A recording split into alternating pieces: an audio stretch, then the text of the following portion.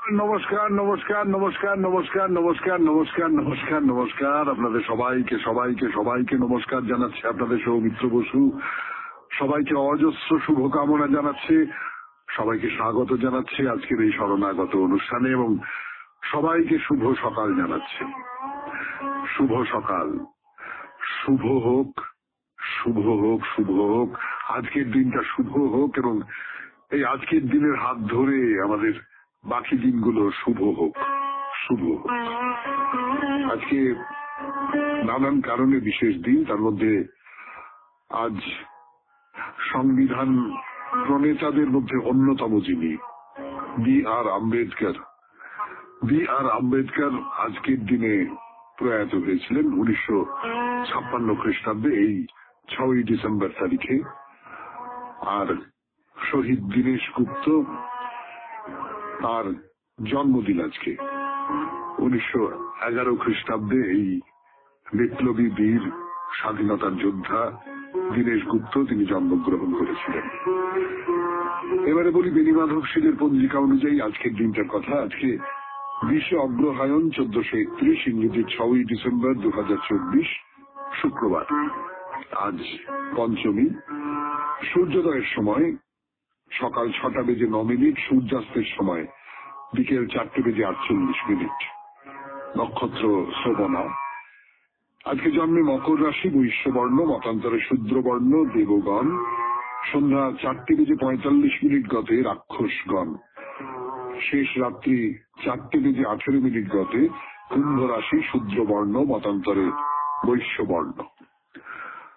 আমাদের হোয়াটসঅ্যাপে চিঠি পাঠাবার নাম্বার 9831922927। চিঠির গোড়ায় অতি অবশ্যই SG লিখতে হবে। এ তো আপনাদের জানা কথা, তবু আরেকবার বললাম, প্রতিদিনই বলি। এবারে আজকের অনুষ্ঠান সম্পর্কে বলি। আজকের অনুষ্ঠানে প্রথমে পুরাণ চিরন্তন। পুরাণ চিরন্তনে বেদ নিয়ে কথা বলছিলাম আমরা। বেদ নিয়ে কথা বলা খুব কঠিন, তার কারণ বেদ মানে তো জ্ঞান। জ্ঞান তো সর্বব্যাপী, যে কোনো বিষয়েই জ্ঞান, সেইটাই আসছে ওই বিদ ধাতু থেকে, যার থেকে বেদ শব্দটা এসেছে এবং যার থেকে বিদ শব্দটাও ব্যবহার করা হয়। যে অঙ্কবিদ, ক্রীড়াবিদ, সাহিত্যবিদ, ওই ওই ওই একই একই, উৎপত্তির দিক থেকে ব্যাপারটা একই। তো সেই বেদের কথা আমরা খুব প্রাথমিক ভাবে একেবারে ছোট্ট করে বলেছিলাম। তারপরে কিছু উপবেদের কথা বলবো আপনাদের। এই হলো আজকের পুরাণ চিরন্তন। তারপরে চলে যাব স্বামী বিবেকানন্দের রচনা থেকে পাঠ, মানুষের যথার্থ স্বরূপ। এই নিয়ে স্বামীজির যে ভাবনা চিন্তা, তার দ্বিতীয় পর্ব, সেটা পড়ে শোনাচ্ছি আপনাদের বেশ কিছুদিন ধরে। তার খানিকটা অংশ পড়ে শোনাবো। তারপর ঠাকুরের কথামৃত থেকে পাঠ করব, স্বামী লোকেশ্বরানন্দজি তার রচনা থেকে পাঠ করে শোনাবো। অতঃপর চিঠিপত্র এবং শেষে বাইরে দূরে। এই হলো আমাদের আজকে শরণাগত 92.7 বিগ FM এ। আমি আছি আপনাদের সঙ্গে, আপনাদের সৌমিত্র বসু। একটু গান শুনি, তারপর বেদের পরে উপবেদের কথা বলতে বসেছি। উপবেদের কথা 92.7 বিগ FM এ শরণাগত অনুষ্ঠানে। আসলে বেদের কথা বলা হলো, একরকম করে বলা হলো, খুব প্রাথমিক ভাবে একটা আন্দাজ দেওয়ার চেষ্টা করা হলো। এর মধ্যে অনেক জটিলতা আছে, আপনারা বুঝতেই পারছেন। এর মধ্যে অনেক ব্যাখ্যা আছে, আপনারা বুঝতেই পারছেন। বেদের যে প্রাসঙ্গিকতা, তাই নিয়ে নানান রকমের সমস্ত কথাবার্তা ইত্যাদি ইত্যাদি আছে, সেও আপনারা অনেকটা জানেন, অনেকটা বুঝতে পারেন। কিন্তু উপবেদ ব্যাপারটা কি? উপবেদ মানে বেদ শব্দটার মানে যদি জ্ঞান হয়, সেটাই অনুষ্ঠান পরিচিতিতে বলছিলাম আপনাদের, তাহলে যে কোনো বিষয়ের জ্ঞান, তাকেই তো বেদ বলা যাবে। যে কোনো বিষয়ের শাস্ত্র, তাকেই তো বেদ বলা যাবে। তাহলে যে কোনো শাস্ত্রকেই বেদ বলা যেতে পারে। কোন কোন শাস্ত্রকে আমাদের প্রাচীন যারা জ্ঞানী মানুষ, তারা বেদ নামে অভিহিত করেছেন এবং সেইটা যদি একটু দেখেন তাহলে খুব অদ্ভুত লাগবে আর কি। যেমন ধরা যাক, আমি যদি বলি ধনুর্বেদ। ধনুর্বেদ এটা একটি উপবেদ, এই যজুর্বেদের সঙ্গে যুক্ত। ধনুর্বেদ মানে হচ্ছে সমরবিদ্যা, যুদ্ধ করবার যে বিদ্যা, রণকৌশল, এবং শুধু রণকৌশল নয়, তার সঙ্গে আধ্যাত্মিকতার সম্পর্ক আছে, কর্ম, কর্তব্য, কূটনীতি, এই সমস্ত কিছু সম্পর্ক আছে। এটার পেছনে একটি ইতিহাস আমি আন্দাজ করতে পারি। সেই ইতিহাসটা হলো আর কিছু নয়, যে আর্যরা তো ক্রমাগত এদেশের যারা আদি অধিবাসী, তাদের রাজ্য দখল করতে করতে করতে করতে এগোচ্ছেন। ফলে যুদ্ধবিদ্যাটা কিন্তু তাদের কাছে খুব গুরুত্বপূর্ণ একটা ব্যাপার, এবং সেই যুদ্ধবিদ্যাটাও একটা প্রাথমিক জ্ঞানের মধ্যে পড়ে, যে কারণে বেদের মধ্যে, যজুর্বেদের মধ্যে এই ধনুর্বিদ্যা বা যুদ্ধবিদ্যা, তার নানান কৌশল, তার নানান কূটনীতির নানান নিদর্শন আমাদের মহাকাব্যগুলোর মধ্যে রয়েছে। সেই সমস্ত বিদ্যা, সেটাও কিন্তু বেদের অঙ্গ, মূল বেদ নয়, কিন্তু উপবেদের অঙ্গ। তবে ধরুন স্থাপত্যবেদ, স্থাপত্য, এটা ঋগ্বেদের সঙ্গে যুক্ত আছে। স্থাপত্য বিষয়ক বিদ্যা রয়েছে। মানুষকে বাঁচতে গেলে তো তার একটা মাথার উপরে ছাদ দরকার বা যা হোক কিছু দরকার, তো সেই স্থাপত্য বিদ্যার কথা বলা হচ্ছে। গন্ধর্ববেদ, সেটা সামবেদের সঙ্গে যুক্ত। এতে সঙ্গীত, প্রাকৃতিক সুর, এই সমস্ত সম্পর্কিত বিদ্যা রয়েছে। মন্ত্রগুলো ঠিক মতো উচ্চারণ করতে হবে, মন্ত্রগুলো ঠিক সুরে উচ্চারণ করতে হবে। ফলে আমাকে গন্ধর্ববেদ শিখতে হবে। এবং শেষে যেটা আছে, এই যে ধন্বন্তরীর কথা বলি আমরা, ধনতেরাস, ধনতেরাস গয়নাগাটি কেনার দিন নয়, ধনতেরাস নিজেকে সুস্থ রাখবার দিন, ধন্বন্তরী থেকে এসেছে। তো সেই আয়ুর্বেদ, এই আয়ুর্বেদ অথর্ববেদের সঙ্গে যুক্ত। এতে চিকিৎসা নিয়ে নানান রকম সমস্ত কথাবার্তা রয়েছে। তো এই হলো উপবেদের কথা। এইবারে একটা খুব চমৎকার কথা আপনাদের বলবো, খুব দারুণ কথা, কিন্তু তার আগে একটু গান শুনি। 92.7 বিগ এফএম এ শরণাগত অনুষ্ঠানে আমি আছি আপনাদের সঙ্গে, আপনাদের সৌমিত্র বসু। আবেস্তা নামটা আপনাদের সকলের চেনা। একেবারে সেই ইরান পারসিকদের ধর্ম, জরথ্রুস্টের তৈরি ধর্ম। জরথ্রুস্ট এই ধর্মের একজন অন্যতম প্রধান প্রবক্তা ছিলেন। একজন মানুষ তো কোনো নতুন ধর্ম বলতে পারেন না, তিনি আসলে সমাজের মধ্যে যে ছড়িয়ে থাকা, চারপাশে ছড়িয়ে থাকা কতগুলো ভাবনা চিন্তাকে একত্রে গ্রথিত করে মানুষের সামনে প্রকাশ করেন। তো জরথ্রুস্ট সেই রকমের একজন মানুষ, এবং তার যে ধর্ম, জরথ্রুস্টবাদ আমরা এইরকম বলতে পারি। কিন্তু যেটা খুব বলবার মতন কথা, পারস্য বা ইরান, এই যে অবেস্তা, এবং এই অবেস্তার সঙ্গে বেদের বেশ খানিকটা ভাষাতত্ত্বগত মিল পাওয়া যায়। কোথাও এই দুটো ভাষা একরকম ছিল কি? অবেস্তা কথাটাও কিন্তু বিদ থেকে এসেছে বলে অনেকে মনে করেন। বিদ মানে জ্ঞান, বলেছি আপনাদের। তো এই অবেস্তায়, যেমন অবেস্তায় আছে অহুর, আমরা বলি অসুর। অবেস্তায় আছে দায়েব, আমরা বলি দেব। এই অবেস্তায় যা কিছু বলা হচ্ছে অহুর মাজদা, তার থেকে এসেছে একেশ্বরবাদ। এই দুয়ের মধ্যে খুব সম্পর্ক আছে, মিল আছে খুব। নানান রকমের সব পুজো, বরুণ, বিষ্ণু, গরু, অগ্নি পূজা, হোম, এই সব কিছু। তারপরে ভারতীয় পারসিকদের বাগযুদ্ধ থেকে দেবাসুরের যুদ্ধ, আর্য থেকে আর্য, নানান নানান দেবতার নাম। তবে অবস্থায় আছেন জসনা, জসনা আমরা বলি যজ্ঞ। নারীয় সংঘ থেকে নারাশংস, মানে যিনি মানুষের মধ্যে প্রশংসিত হন, ইত্যাদি ইত্যাদি। এরকম মনে হয় এই দুটো যে ধর্মগ্রন্থ বা দুটো যে দর্শন, এই দুটোই মোটামুটি একই সময়ের। এদের মধ্যে একটা সম্পর্ক ছিল, সেই সম্পর্ক আস্তে আস্তে আস্তে আস্তে দুটো দল বিচ্ছিন্ন হয়ে যায়। একই গোষ্ঠীর মধ্যে ছিল, তারপর তারা বিচ্ছিন্ন হয়ে যায়, আলাদা হয়ে যায়। এটা খুব একটা ইন্টারেস্টিং ব্যাপার, খুব কৌতূহলোদ্দীপক একটা ব্যাপার যে সেই পারসিকদের, ইরানের যে ধর্মগ্রন্থ, প্রাচীন ধর্মগ্রন্থ, মুসলমানরা চলে আসবার আগের যে ধর্মগ্রন্থ, সেই ধর্মগ্রন্থের সঙ্গে আমাদের বেদের খুব মিল আছে। বেদের কথা শেষ করলাম পুরাণ চিরন্তন 92.7 বিগ এফএম এ শরণাগত অনুষ্ঠানে। এবার স্বামী বিবেকানন্দের রচনা থেকে পাঠ, মানুষের যথার্থ স্বরূপ, দ্বিতীয় পর্ব।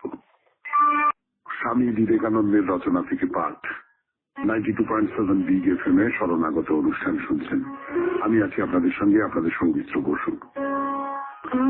মানুষের যথার্থ স্বরূপ, দ্বিতীয় পর্ব, তার খানিকটা অংশ।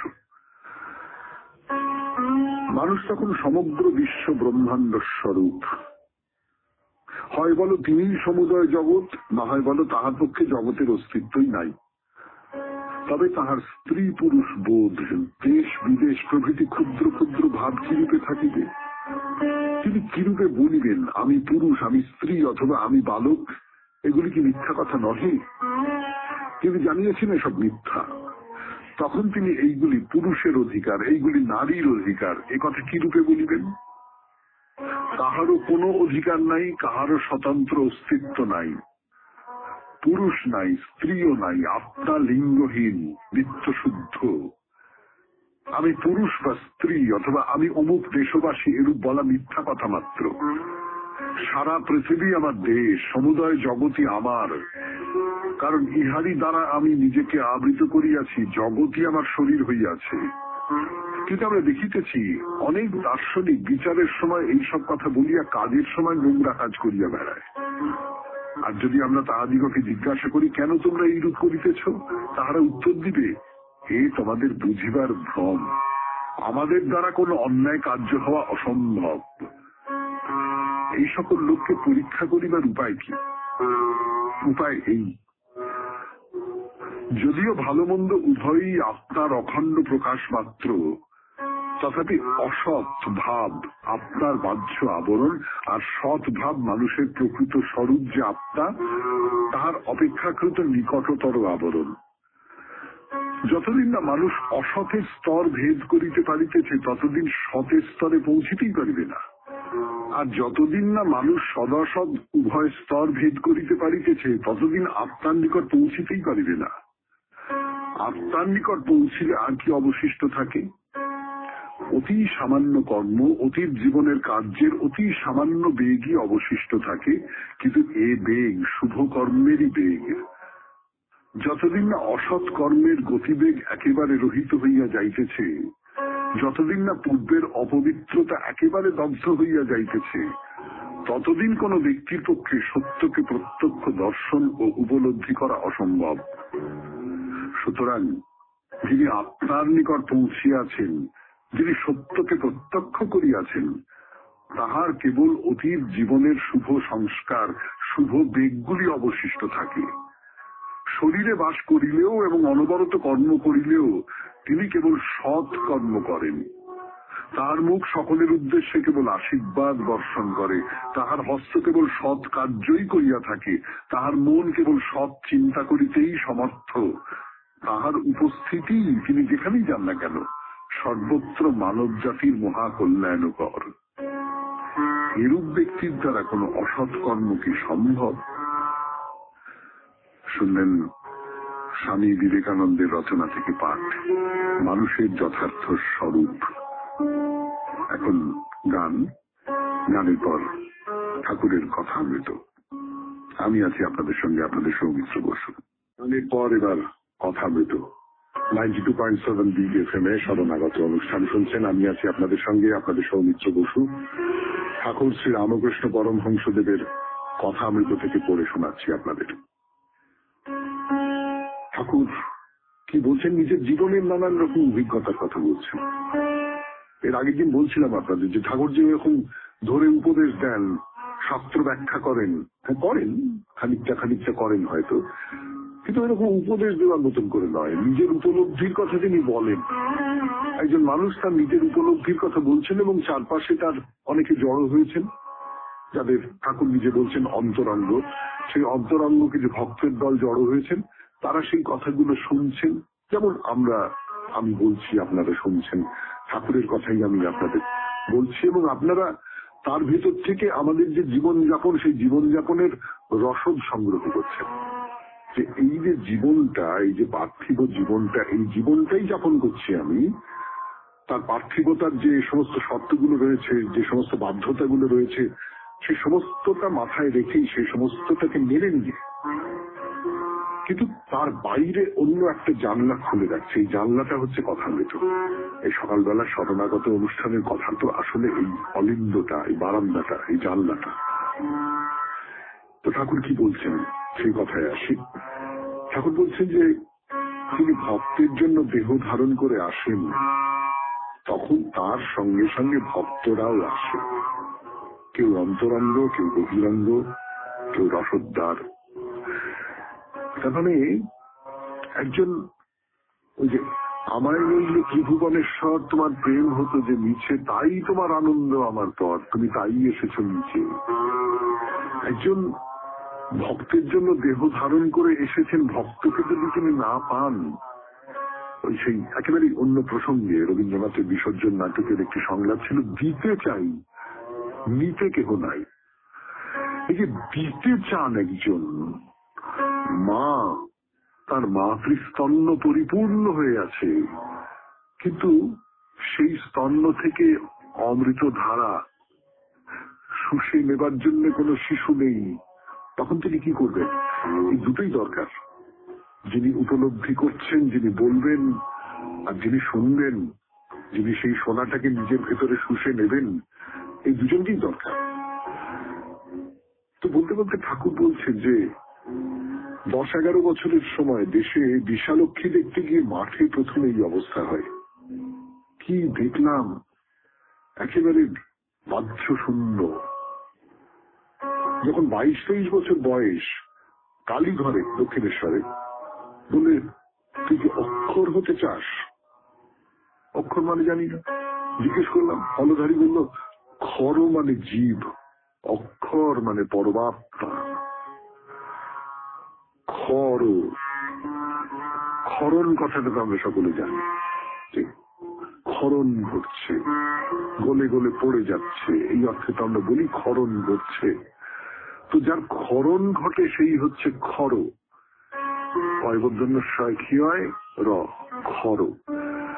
তো আমরা এই যে জাগতিক জগতে যারা বাসিন্দা, আমরা মানুষ, আমি আপনি, আমরা সবাই, আমরা হচ্ছি খর। আমরা অনবরত ক্ষয়ে যাচ্ছি, খরিত হচ্ছি। তুমি কি হতে চাও? তুমি কি খরিত হতে চাও, নাকি তুমি পরমাত্মা হতে চাও, অক্ষর হতে চাও? তো যখন আরতি হতো, তখন কুঠির উপর থেকে চিৎকার করতাম, কে আছিস ভক্ত, আয়, ঐহিক লোকেদের সঙ্গে আবার প্রাণ যায়। এই গল্প আপনাদের জানেন, তবু আরেকবার বলি, একটু গান শুনে নি, তারপর বলছি। 92.7 বিজ এফএমে শুনছেন শরণাগত, শুনছেন কথামৃত। কথামৃত থেকে পড়ে শোনাচ্ছি আপনাদের। ঠাকুর বলছেন যে যখন আরতি হতো, কুঠির উপর থেকে চিৎকার করতাম, কে আছিস, কোথায় ভক্ত, এই ঐহিক লোকেদের সঙ্গে আবার প্রাণ যায়। মনের কথাটি আমি কাকে বলবো? মনের কথা তো তাকেই বলতে পারি যে এই কথাগুলো শুনবে, বুঝবে, অনুভব করবে। আপনারা দেখবেন আপনাদের নিজেদের মনের মধ্যে কোনো একটা গভীর উপলব্ধির কথা, বা যে কোনো একটা কথা মনের কথা, সেটা মনের কথা হতে হবে। এই মনের কথাটা আপনি একজনকে বললেন, সে না, আপনি বুঝতে পারলেন যে কথাটা তার ঠিক মাথায় ঢুকলো না, কথাটা সে সেরকম করে বুঝতে পারলো না, তার বাইরের মানেটা বুঝতে পারলো না, তো কিন্তু কথাটা তার ভিতরে বেজে উঠলো না। সে হয়তো বললো এরকম একটা বললো, হ্যাঁ, তখন আপনার মনে কিরকম একটা গ্লানি হয় না ভেতরে, কিরকম মনে হয় না ব্যর্থ হয়ে গেল আপনি।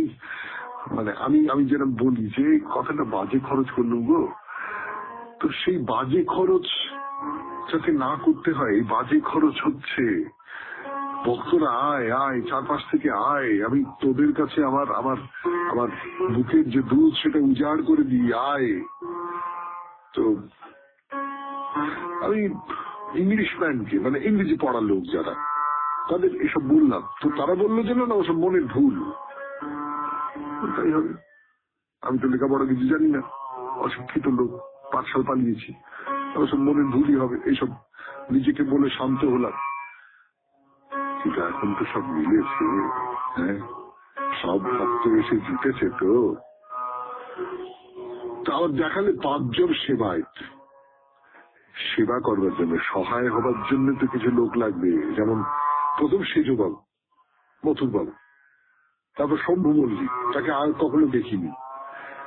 তো একজনকে, এই ধরুন ঠাকুর শ্রী রামকৃষ্ণ পরমহংসদেব, এই চারপাশে ভক্তরা জড়ো হয়েছে, কিন্তু তার একটা পরিসর চাইতো, একটা ক্ষেত্র চাইতো, যে ক্ষেত্রে তিনি অধিষ্ঠান করবেন এবং চারপাশ থেকে লোকজনেরা সেইখানে আসবে।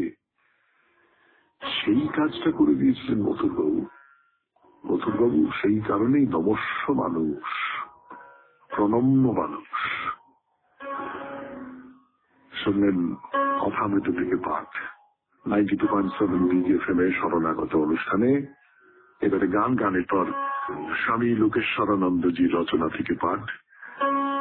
তার গ্রন্থের নাম বাস্তব জীবনে আধ্যাত্মিকতা, রচনার নাম মনের সংযম। মনের সংযম, সংযম, স্বামী লোকেশ্বরানন্দের রচনা থেকে পাঠ। পাঠ করে শোনাচ্ছি আমি, আপনাদের সৌমিত্র বসু। গীতায় বলা হয়েছে মন বাতাসের মতো চঞ্চল, কিন্তু তবুও প্রতিনিয়ত চেষ্টা করলে এবং আপনি যদি ত্যাগ করতে প্রস্তুত থাকেন, এই মনকেই আপনি বশে আনতে পারেন। কি ত্যাগ করতে হবে?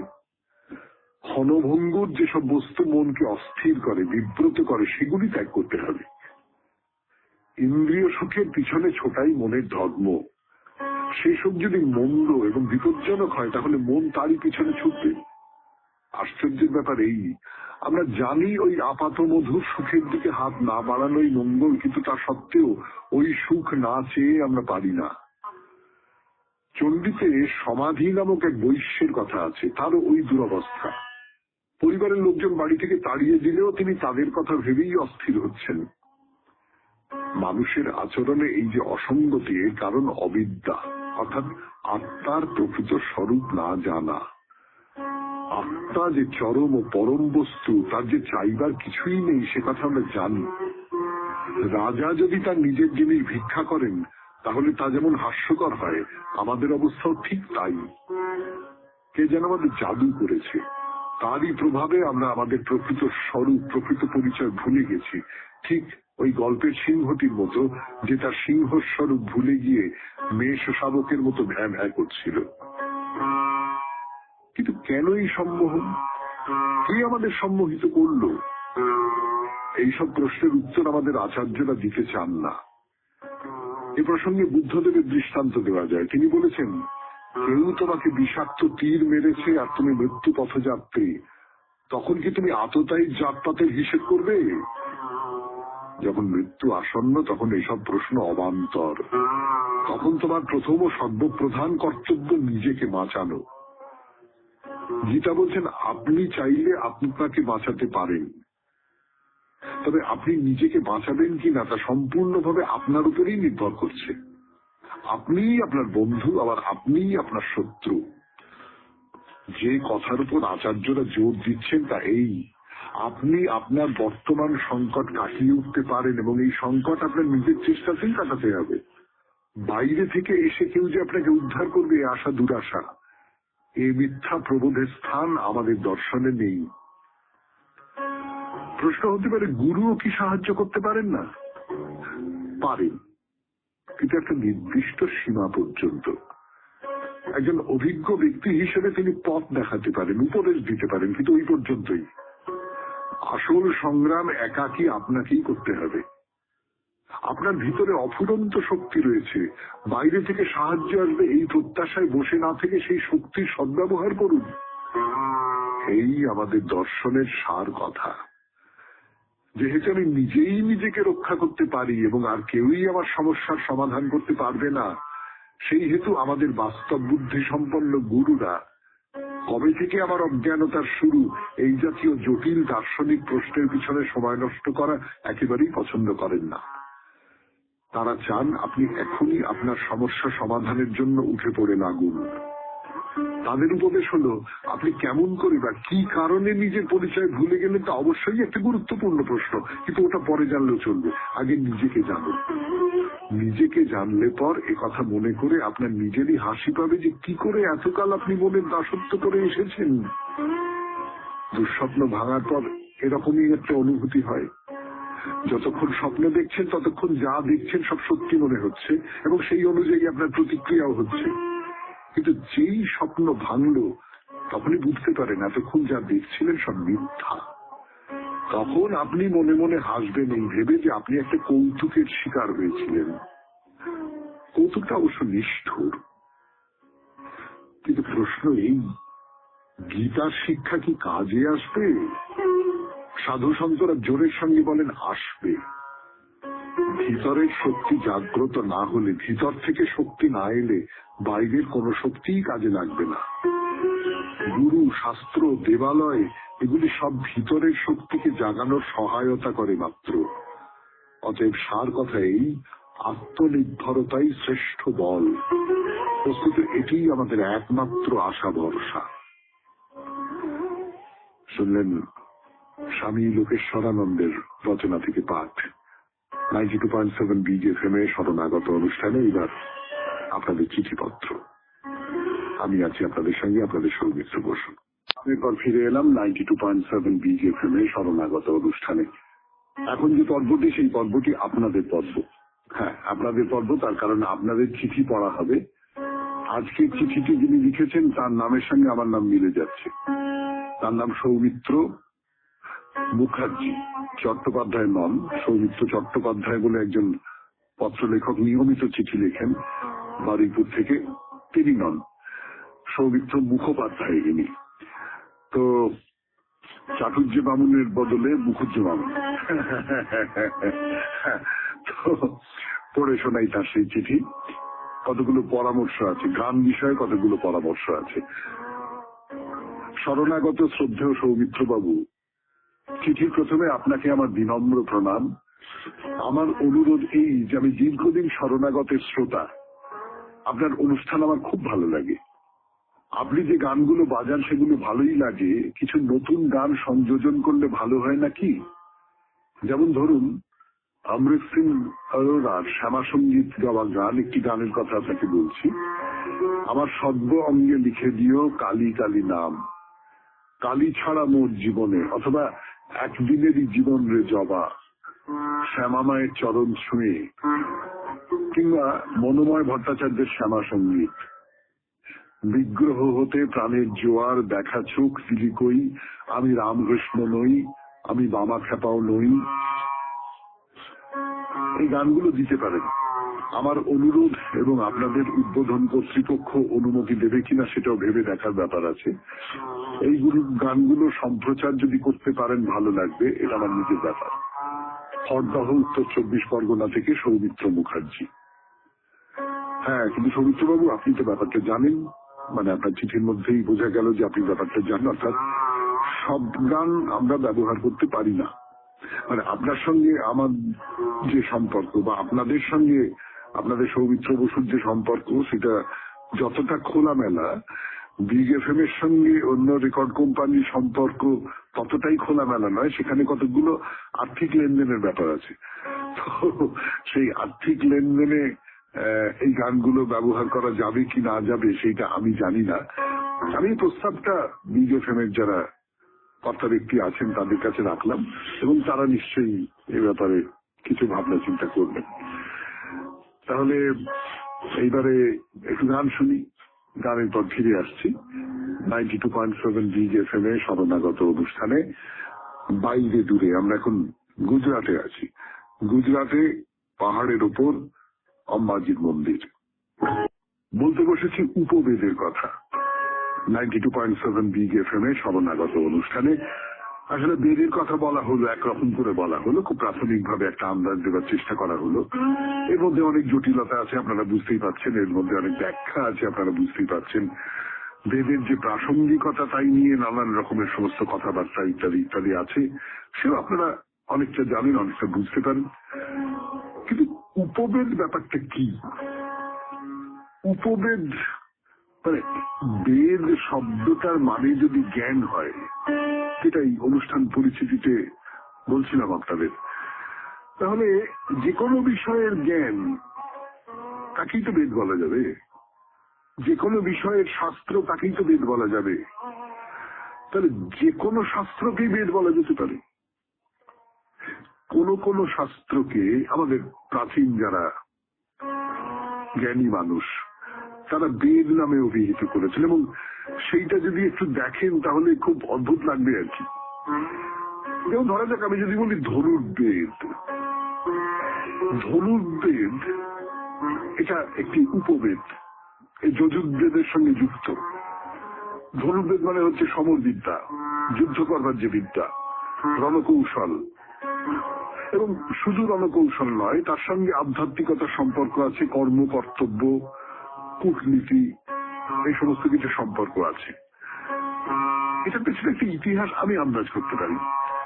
সেই ইতিহাসটা হলো আর কিছু নয়, যে আর্যরা তো ক্রমাগত এদেশের যারা আদি অধিবাসী, তাদের রাজ্য দখল করতে করতে করতে করতে এগোচ্ছেন। তাহলে যুদ্ধবিদ্যাটা কিন্তু তাদের কাছে খুব গুরুত্বপূর্ণ একটা ব্যাপার, এবং সেই যুদ্ধবিদ্যাটাও একটা প্রাথমিক জ্ঞানের মধ্যে পড়ে। যে কারণে বেদের মধ্যে, যজুর্বেদের মধ্যে এই ধনুর্বিদ্যা বা যুদ্ধবিদ্যা, তার নানান কৌশল, তার নানান কূটনীতির নানান নিদর্শন আমাদের মহাকাব্যগুলোর মধ্যে রয়েছে। সেই সমস্ত বিদ্যা, সেটাও কিন্তু বেদের অঙ্গ। মূল বেদ নয়, কিন্তু উপবেদের অঙ্গ। তবে ধরুন স্থাপত্যবেদ, স্থাপত্য এটা ঋগ্বেদের সঙ্গে যুক্ত আছে। স্থাপত্য বিষয়ক বিদ্যা রয়েছে। মানুষকে বাঁচতে গেলে তো তার একটা মাথার উপরে ছাদ দরকার বা যা হোক কিছু দরকার, তো সেই স্থাপত্য বিদ্যার কথা বলা হচ্ছে। গন্ধর্ববেদ, সেটা সামবেদের সঙ্গে যুক্ত। এতে সঙ্গীত, প্রাকৃতিক সুর, এই সমস্ত সম্পর্কিত বিদ্যা রয়েছে। মন্ত্রগুলো ঠিক মতো উচ্চারণ করতে হবে, মন্ত্রগুলো ঠিক সুরে উচ্চারণ করতে হবে। ফলে আমাকে গন্ধর্ববেদ শিখতে হবে। এবং শেষে যেটা আছে, এই যে ধন্বন্তরীর কথা বলি আমরা, ধনতেরাস, ধনতেরাস গয়নাগাটি কেনার দিন নয়, ধনতেরাস নিজেকে সুস্থ রাখবার দিন, ধন্বন্তরী থেকে এসেছে। তো সেই আয়ুর্বেদ, এই আয়ুর্বেদ অথর্ববেদের সঙ্গে যুক্ত। এতে চিকিৎসা নিয়ে নানান রকম সমস্ত কথাবার্তা রয়েছে। তো এই হলো উপবেদের কথা। এইবারে একটা খুব চমৎকার কথা আপনাদের বলবো, খুব দারুণ কথা। কিন্তু তার আগে একটু গান শুনি 92.7 বিগ এফএম এ শরণাগত অনুষ্ঠানে। আমি আছি আপনাদের সঙ্গে, আপনাদের সৌমিত্র বসু। চিঠি পড়তে বসেছি, বিষয় পৃথিবীর রং। আজকের চিঠিটি লিখেছেন শ্রাবণী ভট্টাচার্য, কলেজ স্ট্রিট, কলকাতা থেকে। শ্রাবণীর চিঠি পড়ি। শ্রাবণী সবসময় চিঠিতে আমাকে মাস্টার মশাই বলে সম্বোধন করেন। আমি তো মাস্টার মশাই হতে চাই না, এই শরণাগত অনুষ্ঠানে আমি আপনাদের বন্ধুই হতে চাই। যাই হোক, পড়ে শোনাই সেই চিঠি।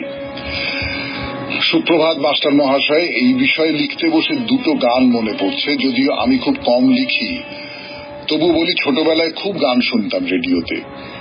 একটি শিল্পী হেমন্ত মুখোপাধ্যায়ের গাওয়া পৃথিবীর গান আকাশ কি মনে রাখে, নীরব সুরে রামধনু শুধু দিগন্তে ছবি আঁকে।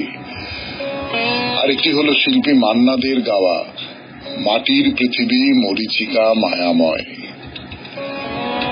আরো গান তো শুনেছি পৃথিবী নিয়ে, থাক এখন সেসব কথা। বিষয় গিয়ে হঠাৎ মনে পড়ল, বিষয় থেকে অন্তস্থ বাদ দিলে পড়ে থাকে বিষ। হ্যাঁ, এই পৃথিবীর রং তো অনেক কিছু মিলিয়ে মিশিয়ে পৃথিবীর রং আজ অধিকাংশ ক্ষেত্রে বিষাক্ত হয়ে গেছে। ভেবে দেখুন বিষ কোথায় নেই, সর্বত্র বিষে মাখামাখি। একটা নাটক দেখেছিলাম জ্যোতিষমান চট্টোপাধ্যায়ের লেখা, কল্পায়ু নিবেদিত নাটক বিষ। দুজন মাত্র মানুষ, তাদের মধ্যে একজন হলেন বিজ্ঞানী, একজন সাধারণ মানুষ। সাধারণ মানুষটি এসেছেন ওই বিজ্ঞানীর কাছে বিষ নিতে, স্ত্রীকে সন্দেহ করে। নাটকটি ছিল ছোট, নাটক এগিয়ে চলল কথায় বার্তায়। তো সাধারণ মানুষটি বিষ নেওয়ার আগে চা খেলেন, আর তার অলক্ষ্যে ঘটে গেল চায়ের মধ্যে বিষ প্রয়োগ। শেষ পর্যন্ত কি হলো বলছি না। অসাধারণ অভিনয় করেছিলেন সুরজিৎ বন্দ্যোপাধ্যায় ও অনিন্দ্য পুলক বন্দ্যোপাধ্যায়। সত্যি তো আমরা পরস্পরের প্রতি প্রতিনিয়ত সন্দেহ প্রকাশ করতে করতে কোথায় চলেছি, সম্পর্কগুলো সব বিষিয়ে গেল। আজ সংসারগুলো ভেঙে ভেঙে ছোট্ট ছোট্ট সংসার তৈরি হয়ে সেখানেও শান্তি নেই। বাবা মা ছেলে অথবা মেয়ে কেউ কি সুখী বা খুশি? না, আমি খুশি বা সুখী নই। সে যাক আমার কথা। আজ সমাজের প্রতিটি স্তরে স্তরে কি প্রচন্ড বিভেদ, মন কষাকষি, ঘরে ঘরে, সংসারে সংসারে। ভালোবাসা শব্দটি আছে, তাও সেটি মেকি।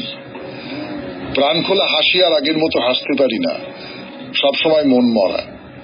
ওষুধ খেতে হয় না, হাতে গোনা মানুষ পাওয়া যাবে। রমাপ্রসাদ বণিক অভিনীত একটি নাটক দেখেছিলাম একাডেমিতে। একটু মনে আছে গল্পটি। শিল্পী বলছেন, যখন ছোটবেলায় ভাত মেখে খেতে দেয় মা এক থালায়, তখন ভাই বোনেরা ইতস্তত করে করে খায়, মনে করে ওর কম পড়বে। আর সেই ভাই বোন বড় হলেই তাদের মধ্যে লাঠালাঠি, চুলোচুলি, কে কত আগে নিতে পারে। গল্পটি সম্বন্ধে আর কিছুই মনে নেই। যদি কেউ আমাকে নাটকটির নাম বা বিস্তারিত জানান ভালো লাগবে। কবি বলেছেন, ভালো অল্প বলিয়াই ভালো। আমি ছোটবেলা থেকেই অসম্ভব নাটকে, সিনেমা গল্পের পোকা। মাধ্যমিক পরীক্ষার আগেও আমি নাটক শুনেছিলাম রেডিওতে, মনে আছে। নাটক হলেই কান পাতি। তবে বয়স বাড়ার সাথে সাথে বিমর্ষ বিষয় আর ভালো লাগে না। ভয় বিভৎস নাটক দেখতে শুনতে। চিঠির শব্দ সংখ্যা ছাড়িয়ে গেছে হয়তো। আমার সশ্রদ্ধ প্রণাম জানাই আমার মাস্টার মহাশয়কে। সকলের মঙ্গল কামনায়, শ্রাবণী ভট্টাচার্য, কলেজ স্ট্রিট, কলকাতা। দেখুন, সবকিছুর সঙ্গে সবকিছুর যোগ আছে, সম্পর্ক আছে। এই যে আকাশের রং নিয়ে কথা বলতে বসে আপনি চলে এলেন একেবারে ব্যক্তিগত জীবনে, নাটকে, নাটকের নানান গল্পে, বিষাক্ত এই আবহাওয়ায়। এই সবটার সঙ্গেই কিন্তু সবটার সম্পর্ক আছে। সেই সম্পর্কটুকু আপনি বুনে দিলেন আপনার চিঠিতে, তার জন্য আপনাকে অনেক ধন্যবাদ শ্রাবণী। এরপর গানের পর বাইরে দূরে 92.7 বিগ FM এ আমি আপনাদের সৌমিত্র বসু নিয়ে যাচ্ছি কামারপুকুরে। না, কামারপুকুরের আশপাশটা ঘিরে আমাদের যাত্রাপথ। নমস্কার নমস্কার নমস্কার নমস্কার নমস্কার নমস্কার নমস্কার নমস্কার আপনাদের সবাইকে সবাইকে সবাইকে নমস্কার জানাচ্ছে আপনাদের সৌমিত্র বসু। সবাইকে অজস্র শুভকামনা জানাচ্ছে, সবাইকে স্বাগত জানাচ্ছে আজকের এই শরণাগত অনুষ্ঠানে, এবং সবাইকে শুভ সকাল জানাচ্ছে। শুভ সকাল, শুভ হোক, শুভ হোক, শুভ হোক। আজকের দিনটা শুভ হোক, এবং এই আজকের দিনের হাত ধরে আমাদের বাকি দিনগুলো শুভ হোক, শুভ হোক। আজকে নানান কারণে বিশেষ দিন, তার মধ্যে আজ সংবিধান প্রণেতাদের মধ্যে অন্যতম যিনি বি আর আম্বেদকর আজকের দিনে প্রয়াত হয়েছিলেন 1956 খ্রিস্টাব্দে এই 6ই ডিসেম্বর তারিখে। আর শহীদ দীনেশ গুপ্ত, তার জন্মদিন আজকে 1911 খ্রিস্টাব্দে এই বিপ্লবী বীর স্বাধীনতার